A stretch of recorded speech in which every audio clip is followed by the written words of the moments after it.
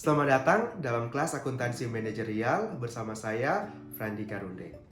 Topik di saat ini yang akan kita pelajari adalah tentang Introduction to Managerial Accounting. Jadi saya akan membawa kalian untuk mengenal tentang akuntansi manajerial. Akuntansi manajerial. Jadi pertama kali kalian mendengar kata akuntansi, mungkin yang ada dalam pikiran kalian adalah tentang membuat laporan keuangan, gitu kan? Nah, kalian pun pasti telah mempelajari ini di semester 1 di mata kuliah pengantar akuntansi.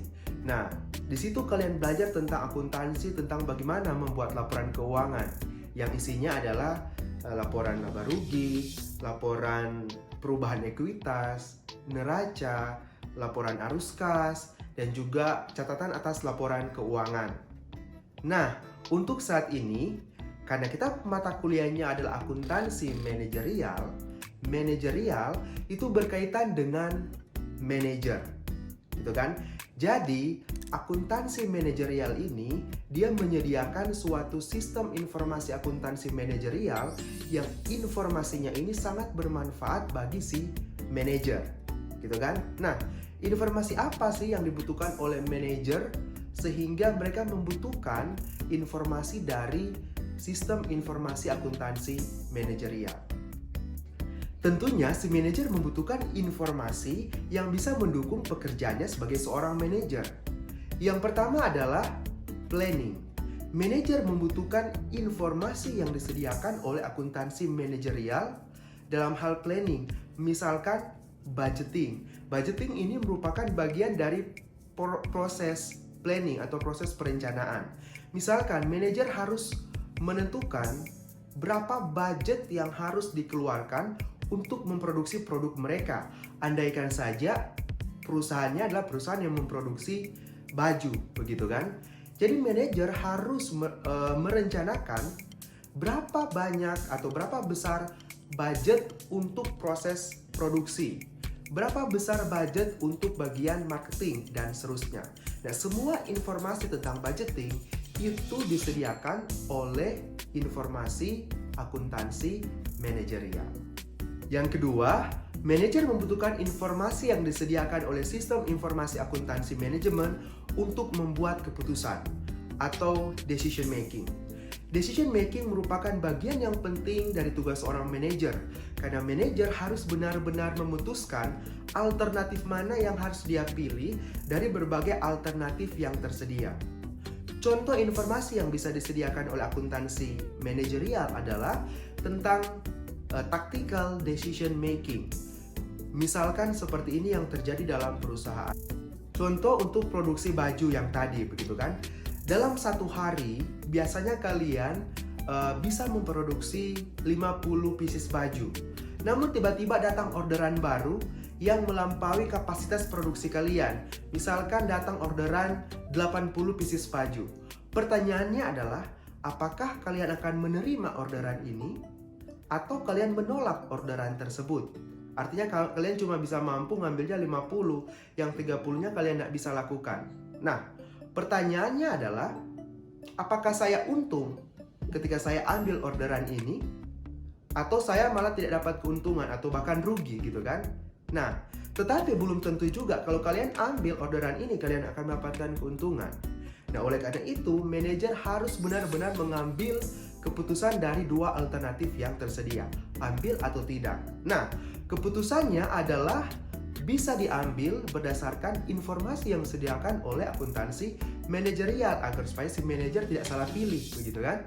Contoh yang lain adalah misalkan kalian produksinya baju, ada kan di situ peralatannya mesin jahit, gitu kan? Nah, pertanyaannya adalah, apakah kalian harus mengganti mesin jahit atau cukup hanya dengan menservisnya? Nah, ini kalian harus memutuskan beli mesin baru atau servis aja.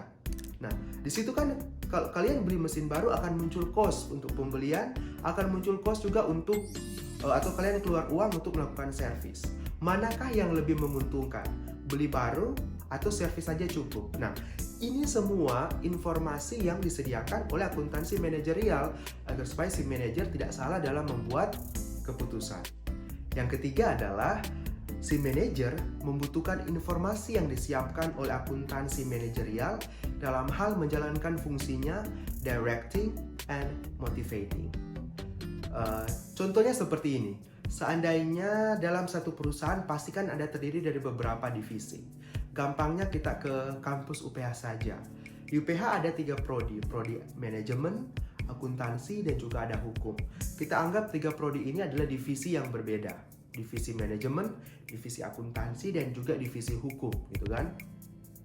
Nah, di setiap divisi, para dosen diberikan kesempatan untuk menggunakan kertas HVS misalkan, bisa dibawa pulang di rumah, bisa digunakan untuk keperluan pribadinya. Jika si manajer tidak mengatur tentang penggunaan kertas, bisa jadi akan muncul biaya yang sangat banyak atau over budget pada masing-masing departemen, pada masing-masing divisi berkaitan dengan penggunaan kertas. Nah, di sini adalah letak fungsi dari akuntansi manajerial, yaitu dia bisa menyediakan informasi tentang cost allocation. Jadi si manajer harus membuat cost allocation atau mengalokasikan cost atau biaya ke masing-masing divisi. Misalkan, setiap divisi hanya punya alokasi biaya kertas sebesar Rp100.000 per bulan, begitu kan? Nah, ini akan memotivate, ya kan, akan mengencourage si dosennya untuk bijaksana dalam menggunakan kertas. Karena kan cuma 100.000 per bulan. Gimana masih di tengah bulan sudah habis, gitu kan, kertasnya. Sudah tidak bisa ditambah lagi, nanti tambah lagi untuk bulan depan. Itu namanya cost allocation. Jadi si manajer gunakan informasi ini untuk directing, motivating si karyawannya untuk dalam contoh tadi bijaksana dalam menggunakan kertas. Oke, kita lanjut ya. Yang keempat adalah sistem informasi akuntansi manajerial menyediakan informasi yang penting bagi manajer untuk melakukan controlling atau pengendalian. Contohnya seperti ini. Misalkan tadi kan kita produksi baju gitu kan, kita merencanakan dalam proses planning tadi, baju yang kita produksi satu harinya 50 pieces, itu cost yang dikeluarkan misalkan 1 juta. Tapi ketika kita hitung ternyata aktualnya yang terjadinya adalah over Rp1.500.000. Jadi yang kita planningnya 1 juta, actual cost-nya adalah 1.500.000. Jadi di sini ada gap sebesar 500.000. Gap ini namanya adalah variance. Nah, dalam akuntansi manajerial, kita akan belajar tentang variance analysis atau analisis kenapa gap ini boleh terjadi, apa yang menyebabkannya. Sehingga kita bisa tahu apa yang harus kita lakukan agar supaya next ini tidak terjadi atau kita bisa mereduce si cost tersebut. Nah, inilah informasi yang disediakan oleh akuntansi manajerial untuk membantu si manajer melakukan controlling. Dia akan kontrol, oh ternyata bulan ini kesalahan saya ada di sini. Nanti bulan depan jangan lakukan itu lagi. Kita akan turunkan gitu kan dari gapnya 500.000, kita berusaha agar supaya sesuai dengan perencanaan. Jadi 1 juta gitu kan. Atau mungkin kita perbaiki planning kita karena sudah tidak sesuai dengan kondisi yang ada saat itu. Nah, ini merupakan fungsi dari controlling, bisa dicapai oleh manajer apabila dia memahami tentang informasi yang disediakan oleh akuntansi manajerial.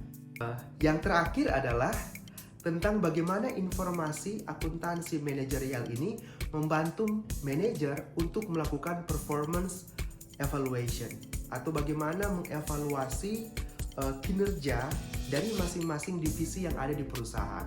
Kalau tadi kita kan contohnya adalah UPH. Nah, melalui informasi akuntansi manajerial, si manajer bisa menentukan atau menilai tentang kinerja program studi manajemen bagaimana, akuntansi bagaimana, dan juga hukum bagaimana. Bisa dilihat dari misalkan jumlah mahasiswa, bisa dilihat dari biaya yang dikeluarkan oleh masing-masing prodi dan seterusnya. Kalau di perusahaan misalkan kan ada divisi marketing, ada divisi produksi dan seterusnya. Kalau marketing dievaluasinya dari mana? Oh, dari berapa banyak produk yang dia bisa pasarkan dan laku terjual. Kemudian kita compare dengan berapa biaya yang dikeluarkan oleh marketing. Kemudian kalau bagian produksi tentang berapa banyak bahan baku yang bisa digunakan gitu kan. Semakin hemat bahan baku tetapi produksi kualitasnya tetap sama, akan semakin oke gitu kan penilaian si bagian atau divisi produksi. Nah, itu semua disediakan oleh akuntansi manajerial. Oke, jadi jelas ya kenapa akuntansi manajerial ini penting, karena dia menyediakan informasi yang digunakan oleh para manajer untuk menjalankan fungsinya agar supaya perusahaan yang dia pimpin boleh berkembang. Mulai dari fungsi planning atau perencanaan, kemudian fungsi decision making atau pengambilan keputusan, kemudian fungsi directing and motivating, fungsi controlling, dan juga fungsi performance evaluation. Semua itu disediakan oleh informasi yang ada dalam akuntansi manajerial.